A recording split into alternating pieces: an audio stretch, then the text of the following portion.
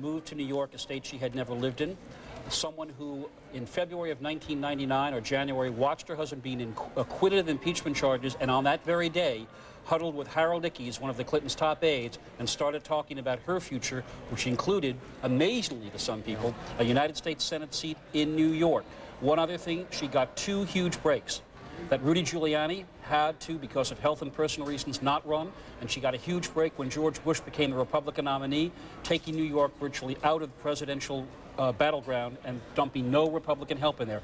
But to her credit, she went upstate, Republican territory, worked for a year and a half, and she is now the United States Senator-elect from New York, and who'da thunk it a year and a half ago. Who'da thunk it? Staying here in the Empire State, CNN declares the winner, Vice President Gore, picking up New York's 33 electoral votes. Continuing with our poll closings now, Wisconsin, we're not prepared to call this yet. Wisconsin's 11 electoral votes, very, very important this night. In Minnesota, also the same case here, we are not prepared to call Minnesota. When we can, of course, we will. Louisiana, Governor Bush winning tonight there, 9 electoral votes going into his column. In Arizona, again, we're not prepared to call this one, nor are we prepared to call it in Colorado. Colorado with 8 electoral votes hanging out there. Governor Bush, CNN declares the winner in Nebraska, 5 more electoral votes for the Texas governor. We are not going to call New Mexico yet. We'll come back to New Mexico. Rhode Island put in the Gore column, the vice president winning 4 more electoral votes. In North Dakota, Governor Bush wins those 3 electoral votes. As he does in South Dakota, 3 more electoral votes. As he does in Wyoming, still 3 more electoral votes. Now, this is the map as we look at it at this hour. The vice president, 192 electoral votes. Governor Bush, 153. Bernie, it looks like 11 states we are not able to call yet, but as you point out, the total, Al Gore inching ever closer to 270, but George Bush still within striking distance. But the big story tonight, in addition to watching how these states tally up, is how many of them are being fought out, you know, whatever term you want to use, whether it's a cliche, hand-to-hand combat or whatever, they're still fighting it out on the ground. It also looks, when you look at that electoral map and you look at that looming West Coast that's been so kind to the Democrats for the last 8 years, that George W. Bush is going to have to win almost everything that is still in play to have a chance because of what may be looming in California. I also think we should probably pause and talk one more second about that Hillary Clinton Senate race, because it is not just another Senate race. I have a very quick story. When Eleanor Roosevelt was a widow, Harold Ickes Sr. went to her in 1945 and urged her to run for the United States Senate from New York. Said, you will be a great tribute to your husband. Eleanor said, I can't do it. He's only been dead a month. I'm not ready to even think about it. So 54 years later, Harold Ickes' son sits with Hillary Rodham Clinton and says, if you come to New York and run for the Senate, we think you can make it. And she has. And a prime factor has to be her husband, President Clinton, who not only whispered strategy in her ear, but campaigned tirelessly with her. Yes. I think with this victory, Hillary Rodham Clinton instantly becomes a national figure, or she is a national figure already, but I think she becomes a national Democrat with a very wide national following. Now, if Al Gore wins the election, in a sense, you'll have 2 leading national Democrats, each of whom can claim the Clinton legacy. Al Gore, his selected vice president, and Senator Hillary Rodham Clinton, his wife. If there's ever a difference of opinion between, if he's president, Al Gore, and Senator Clinton, won't that be interesting? Frank Buckley is in New York at Clinton headquarters. What's it like, Frank?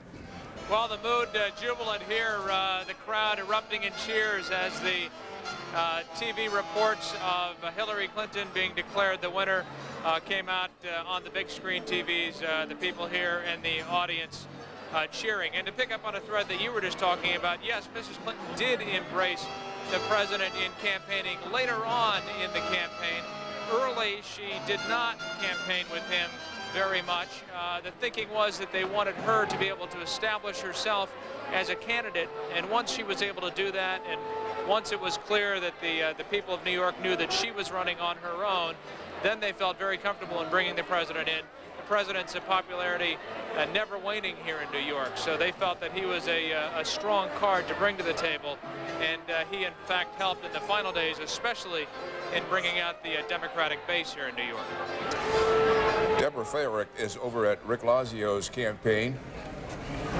Well, this is what you're seeing. You're seeing a live picture of the room right now. There was stunned silence when this race was called for Hillary Clinton. No reaction from any members of the crowd who had been cheering wildly every time a state was announced for Governor Bush. No reaction whatsoever. Several people looking visibly upset. One woman left the room. Now, Lazio, we spoke to a spokesperson from his campaign not more than 10 minutes ago, and they were adamant. They said that this thing is not over yet. They were really hoping to get a very big boost from voters between 5 and 7 o'clock, a time that they had deemed sort of Republican voting time. Rick Lazio was at Grand Central Station campaigning. It does not appear to have been enough. Right now, no comment, no reaction as to whether they're going to concede or when they will concede. Rick Lazio has always considered himself the underdog in this race. He was the underdog when he first won election back in 1992 to the House, and he was really hoping to repeat that with another come-from-behind victory. Judy, Bernie? Bill Snyder, what was persuasive among the voters? Well, let's look at the voters of New York. To whom does Hillary Rodham Clinton owe a debt of gratitude? And the answer is whom? Women. Women voted 58% for Hillary Rodham Clinton, almost 60%. Phenomenal. Men didn't vote for her. Men voted very narrowly for Rick Lazio. And let me point out that Gore won New York by carrying both men and women. But in Hillary's case, it was women who put her over. What about the carpetbagger issue? We asked voters in New York, has she lived long enough in New York to represent New York effectively? And on the carpetbagger issue, New York voters were split. 50% said they were not concerned that she hasn't lived there long enough. Almost 50% said, yeah, it was an issue of concern. So the carpetbagger issue did not go overwhelmingly against Hillary Rodham Clinton in her effort to become senator from New York. Of course, we know the only other time when someone won a Senate race who had never lived or worked in a state was Robert Kennedy in 1964, also in New York. 68. This has been a real roller coaster of a race, of a campaign for this woman, you have to say. Yeah. I mean, she started out, she thought she was running against Rudy Giuliani, and of course we know because of health problems he ended up dropping out. But I mean, it's been up, it's been down, it's been all over the place, and she's taken a lot. The remarkable thing about this race was that even more than most presidential races, the passions that this race engendered in my home state were astonishing. You heard opinions about Hillary Clinton that were on the one hand, you know, this was a role model, and on the other hand were scabrous. And at first, a lot of traditional Democratic liberals, including women, were very hostile to her. They said she's coming up here because she couldn't deal with her husband. I mean, it was pretty rough, and I do think in part of it was that the Democrats came home on issues. But the other thing was she worked her head off. Her head off. Her head. But how many people were neutral about Hillary Clinton this year? Everyone Nobody. went into this with a strong feeling one way or another. And what you're saying is that strong feelings against were shifted to I some think, extent. if I may, just one quick thing, I think that even the people who were undecided emotionally. They really had problems with her personally. They had problems with the relationship, and they were really had problems if they were Democrats with giving another Republican vote to Trent Lott. I mean, those issues, things I think helped. That's right. I think it's fair to say that the race was about Hillary. It was not about Rick Lazio, about whom most New Yorkers did not have strong opinions. If men didn't vote for Hillary, it's because they had strong opinions about her, not because they were voting for a man. All right, Hillary Clinton will be going to the United States Senate, and our man who's keeping an eye on the Senate and the House and the governors tonight is Wolf Blitzer. Let's go straight to you, Wolf. Well, Judy, let's take a look at what's happening in the U.S. Senate. First of all, with this pickup in Minnesota, Mark Dayton defeating the incumbent Rod Grams. Right now, the Republican holdovers, 35. Democratic holdovers, 31. As of right now, there have been 12 Republicans who have been elected, 13 Democrats. That suggests that there's still only a few races left to go before the final outcome is determined. Let's go to some of those races that we can now call. 9 undecided Senate races, by the way, we're still waiting for. In Wisconsin, Herb Kohl, the incumbent, has defeated John Gillespie, the Republican. In Arizona, John Kyle, he had no Democratic opponent, easily winning in the Arizona re-election. In New Mexico, Jeff Bingaman, the incumbent Democrat, re-elected, defeating Bill Redmond. In Rhode Island, Lincoln Chafee, the Republican incumbent, appointed has been reelected, defeating Bob Wagand. In North Dakota, Kent Conrad, the Democratic incumbent, he has been reelected. In Wyoming, Senator Craig Thomas, he has been reelected. Stuart Rothenberg, so far in all of these Senate races, including Mrs. Clinton's in New York State, they seem to be going as the polls, the final poll numbers had suggested. I think you're right, Wolf. I think so far things have been predictable. The biggest problem for the Democrats is the defeat of Chuck Robb. If they had held on to that seat, they would have had some leeway in picking up these other Republican seats that are yet to come, Michigan and Missouri and the like. They're going to need wins in most of those states. The one race I think that's notable that you just mentioned was Rhode Island, a state that went for Al Gore for president. It was held by Lincoln Chafee. He was appointed to the seat after his father passed away. It's a Democratic state, but he held it as a Republican. Even incumbency for a short term has its advantages. Let's take a look at some of the gubernatorial races. Governor Jeanne Shaheen has won her bid to be reelected in New Hampshire.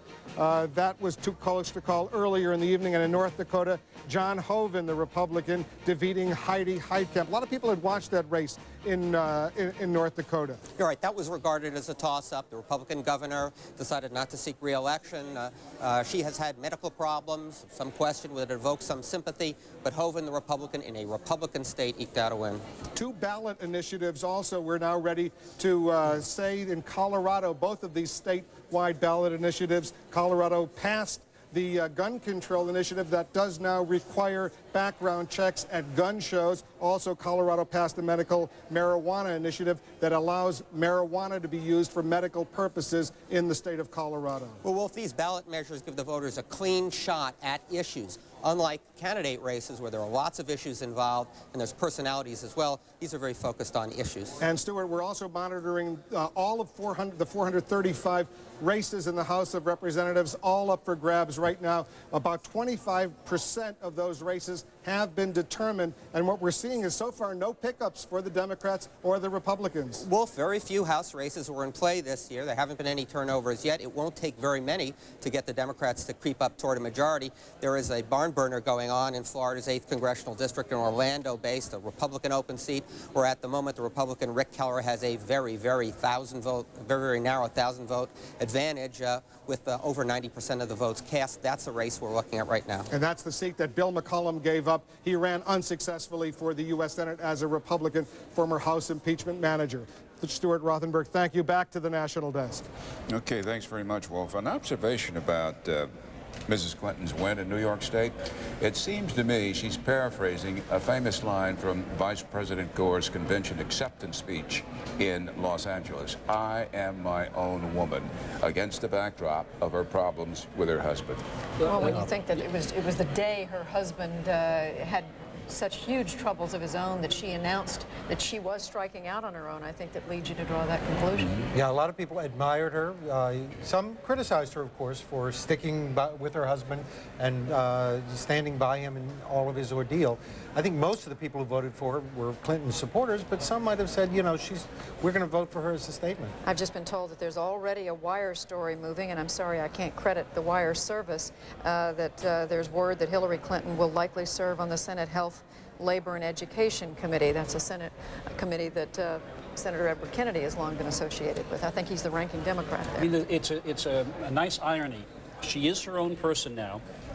I think it's fair to say that she got where she got, A, because she was First Lady of the United States.